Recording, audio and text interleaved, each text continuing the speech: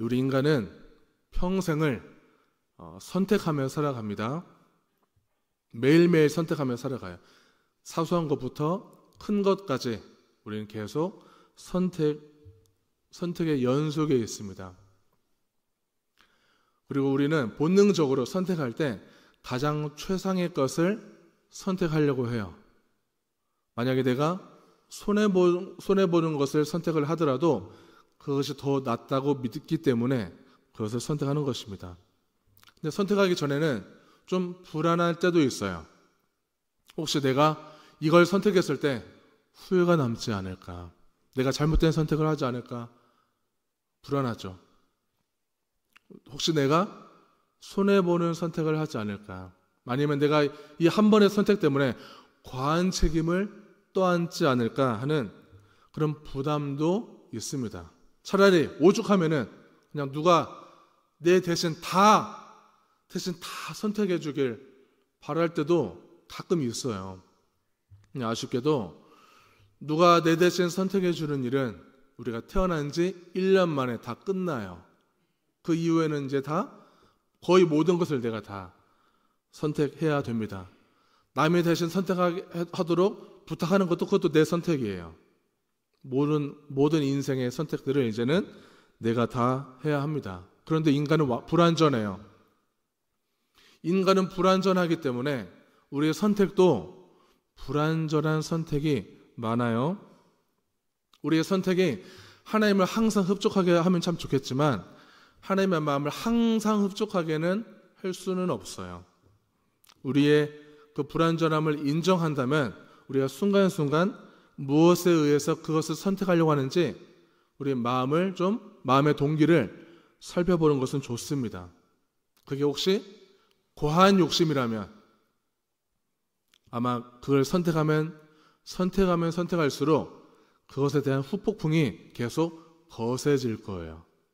그렇다면은 수습할 일도 계속 많아질 것입니다. 솔로몬은 하나님 앞에서 어떤 선택을 하는데 굉장히 기가 막힌 선택을 오늘 합니다. 이 고대 근동 사회에서는 왕이 즉위를 할 때 어떤 권력과 야망을 좀 드러내는 시간이 있어요. 자기가 믿는 우상신에게 대규모 제사를 드려요.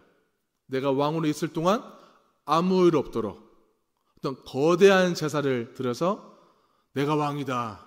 이걸 이제 과시하는 거죠. 이거는 고대 근동 사회만이 아니라 현대 사회에서도 굉장히 높은 자리에 올라가는 많은 그 고위직 사람들이 무속 신앙에 많이 의지하기도 해요. 실제로.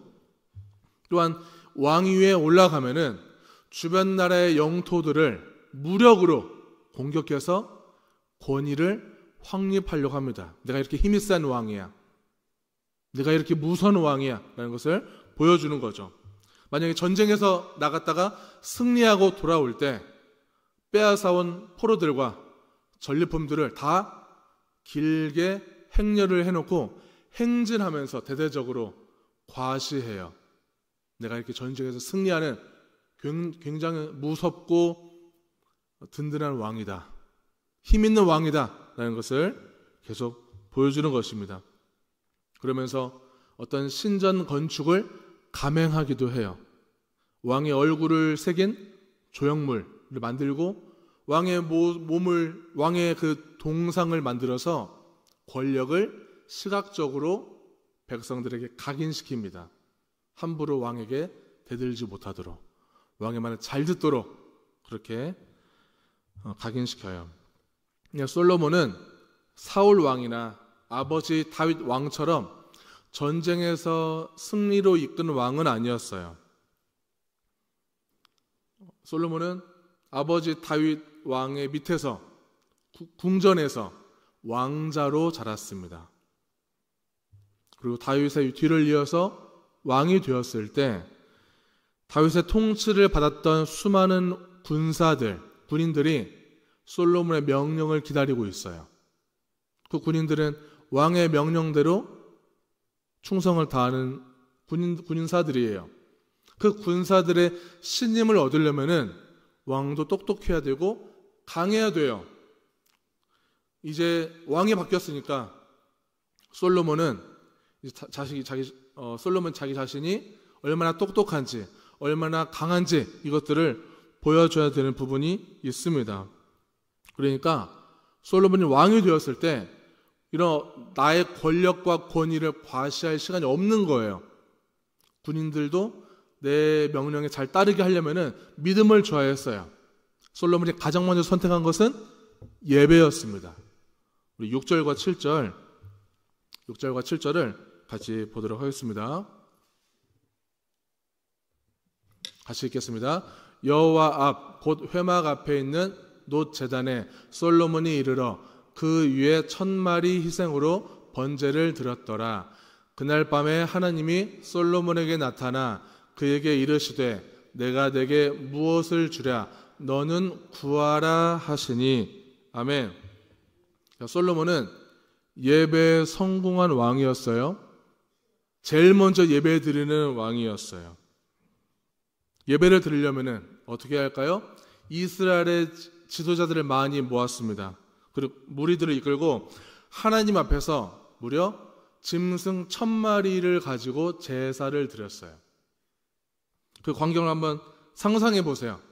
1000마리 짐승을 한꺼번에 드린 제사를 한번 장면을 떠올려 보세요. 우리가 짐승 한 마리를 제사를 드려도 그 짐승을 각을 떠서 태워서 드리는 그 장면이 생각이 나잖아요. 참 끔찍한데, 한 마리만 드려도 끔찍한데 1000마리나 짐승을 희생 제사를 드린다면은 얼마나 피비린내가 나고 잔혹하겠어요. 그만큼 수많은 인원이 동원되어서 그 예배를 위해, 제사를 위해서 수많은 사람들이 최고의 정성과 수고를 해야 했습니다. 예배 드리는 것은 뭐죠? 하나님, 제가 왕이 아닙니다. 진짜 왕은 하나님이세요. 저는 피조물이에요. 저는 부족해요. 전 연약합니다. 하나님께서 이 나라를 다스려 주옵소서.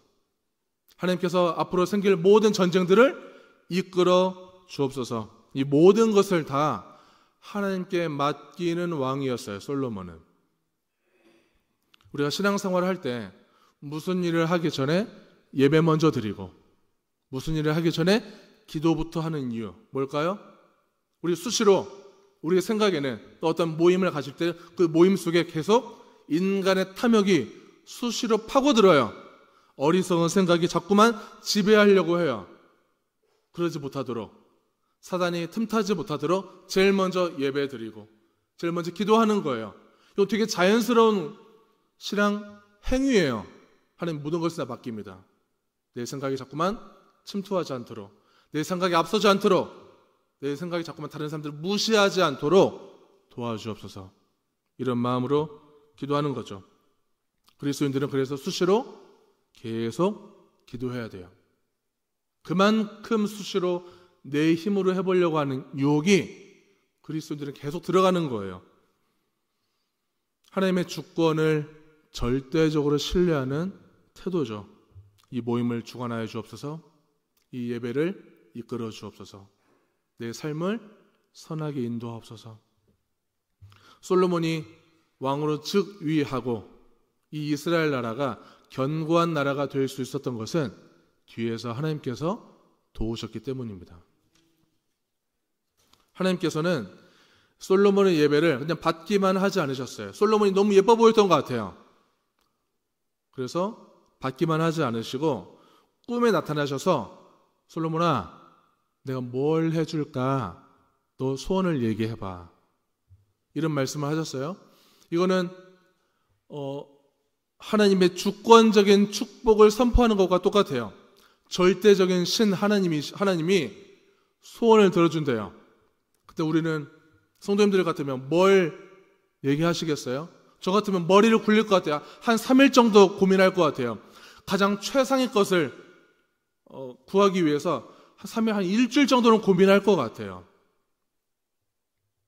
동시에 이 하나님의 소원을 들어준다는 그 말은 정말 축복임과 동시에 인간의 실체를 완전히 드러나는 장치이기도 해요. 내 속에 난 뭘 욕망하고 있는가? 내가 지금 뭘 원하고 있는가? 아마 우리는 본능이 작동할 것입니다. 솔로몬은 이제 왕이 됐는데 당장 해야 할 일들 산더미예요. 권력을 극대화해서 인류 전체의 왕이 되게 해주십시오. 이런 소원도 생각할 수 있을 것 같아요. 그냥 하느님, 저 영원히 살 수 있는 영생불사의 존재가 되어서 영원토록 왕을 해먹을 수 있도록 해주십시오. 해달라고 할 수 있었어요. 솔로몬의 선택은 어떤 것을 구했을까요? 우리 9절과 10절을 세 번역으로, 앞에 화면을 보시고 세 번역으로 읽어보겠습니다. 주 하나님, 이제 나의 아버지 다윗에게 하신 말씀을 그대로 이루어 주십시오. 주께서 나를 땅의 티끌같이 많은 백성의 왕으로 삼으셨으니 이제 지혜와 지식을 나에게 주셔서 이 백성을 인도하게 하여 주십시오. 이렇게 많은 주의 백성을 누가 다스릴 수 있겠습니까? 아멘. 하나님, 저는 능력은 없지만 하나님이 저를 세우셨어요. 하나님이 저에게 지혜를 주신다면 하나님이 저에게 주신 이 많은 백성들, 이 거룩한 백성들을, 이 나라 공동체를 잘 통치하게 도와주십시오. 생각해 보면은 솔로몬은 왕이 되자마자 엄청난 이 무소불위의 권력을 갖게 됐어요. 내 마음대로 휘두르고 싶을 거예요. 영원히 갖고 싶을 거예요. 그런데 왕이 처리해야 할 일들 너무나 많아요. 나라가 뒤틀려 있으면은 바로 잡아야 되고요. 재판관으로서 소송 문제도 너무나 많아요. 다른 나라와 외교도 해야 돼요. 왕을 반대하고 견제하는 세력들도 대해야 돼요. 백성들 안위까지 생각해야 돼요. 해야 돼요. 너무나 할 게 많아요. 생각할 거리도 너무 많아요. 그러니까 차라리 마음 같아서는 나를 적대하고 반대하는 세력들, 내가 어떤 문제들을 처리해가고 해결해가는 데 있어서 나를 방해하는 세력들을 다 제거해 주십시오. 이런 본능적인 생각이 앞설 수 있었을 것 같아요. 그리고 세 번역으로 역대하 1장 11절과 12절을 한번 읽어보도록 하겠습니다. 하나님께서 솔로몬에게 말씀하셨다. 너의 소원이 그것이구나.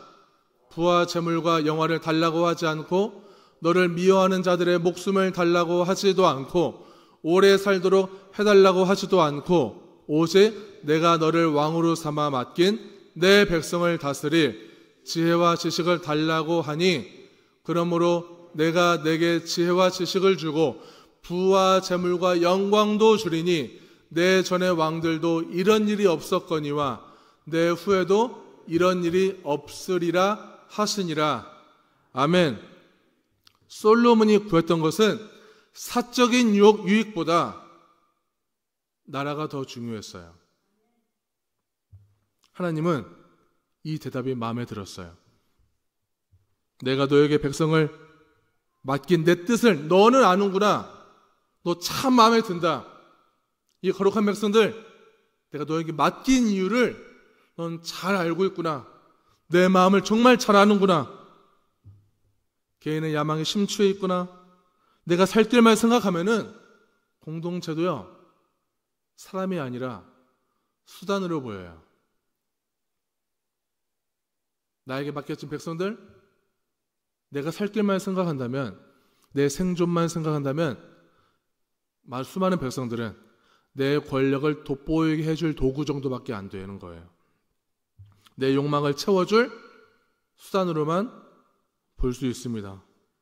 우리 그리스도인들이 영향력 있는 자리에 올라갔을 때 정말 잊지 말아야 할 것은요, 내가 이 자리까지 여기까지 올라온 것은 내 능력으로 되는 것이 아닙니다. 하나님, 주변에 내 소중한 사람들, 붙여준 사람들은 내가 착하고 선해서 내 능력이 좋아서 사람들 붙은 것이 아니라 하나님이 저에게 보내셨습니다. 이걸 잊지 말아야 돼요. 나를 견제하고 방해하고 힘들게 하는 사람도, 그런 사람조차도, 그런 사람들은 악한 마음으로 사단에게 휘둘리고 있을지 모르겠지만 내 입장에서는 그런 사람이 올지라도 혹시 하나님의 뜻이 여기에 있지 않을까? 하나님 나에게 붙여준 건 아닐까? 하나님 뜻일 수도 있는 거예요.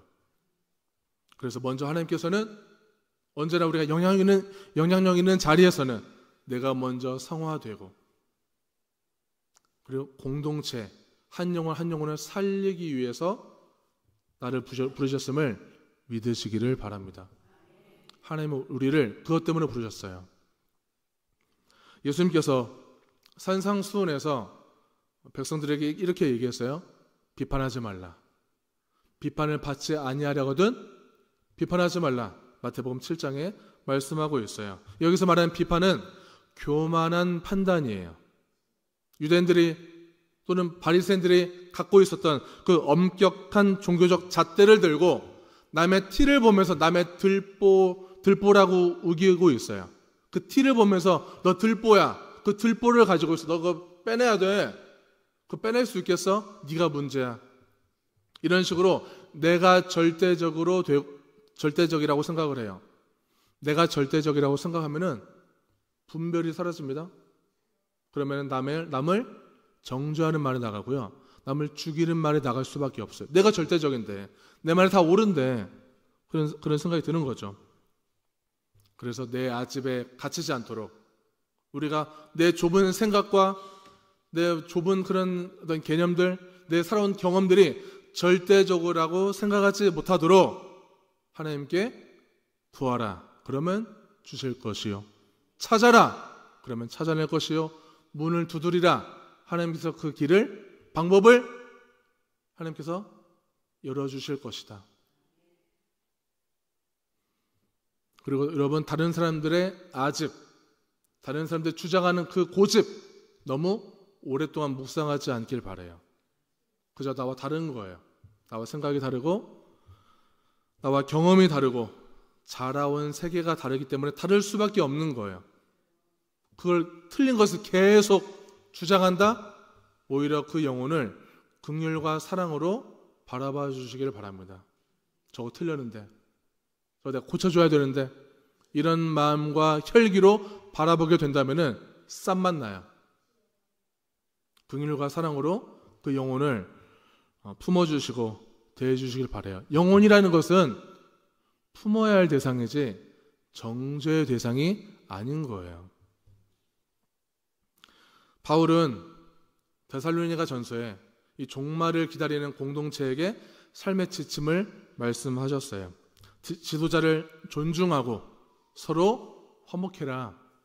이 공동체가 항상 기뻐하여라, 쉬지 말고 기도하여라, 범사에 감사하라 말씀하셨어요. 솔로몬의 지혜가 개인적 성공의 도구가 아니라 공동체를 세우는 강군인 것처럼, 그게 솔로몬의 영성인 것처럼 바울의 교훈도 지혜라는 것은 이 공동체적 열매로 나타나야 함을 보여주고 있어요. 그러니까 지혜라는 것은 혼자 잘 되는 것이 아니에요. 지혜는 같이 잘 되는 거예요. 우리 교회가 다 같이 건강한 교회가 되는 것입니다. 우리 교회가 세상의 기준처럼 성공하고 잘 되는 사람만 각광받는 교회가 아니라, 어떤 소수가 교회를 끌고 가는 교회가 아니라, 성도들이 담임 목사 한 명에게만 너무 지나치게 의존하는 신앙이 아니라 각자가 말씀 앞에 충실히 서 있고 함께 겸손하고 모였다면 기도에 힘쓰고 사랑의 언어가 충만하여서 교만의 죄가 들어갈 틈이 없는 교회. 설령 누군가가 교만하다 할지라도 우리 이 공동체의 영성이 그 교만의 죄를 상쇄시킬 만한 건강한 교회가 되기를 소망합니다. 오늘도 우리는 수많은 선택 앞에 서 있어요. 수시로 양심에 걸리는 선택을 할 거예요. 욕망에 끌리는 선택할 수 있습니다. 이 세상의 것을 선택하면은 계속 갈증 날 거예요. 하나님의 지혜의 말씀은 우리를 부족함이 없는 삶으로 인도하십니다. 그 말씀에 의지하면, 하나님께서 주시는 지혜에 의지하면 우리는 부족함이 없는 삶으로 살아갈 수가 있는 거예요. 우리가 간구하면 간구할수록 하늘에 계시는 아버지께서 간구하는 자에게 좋은 것을 주신다고 약속하셨습니다. 솔로몬이 지혜를 구했을 때 뭘 더 주셨죠? 생각지도 못한 부와 명예와 영광과 부귀 영화를 주셨어요. 전 이 대목이 참 좋아요.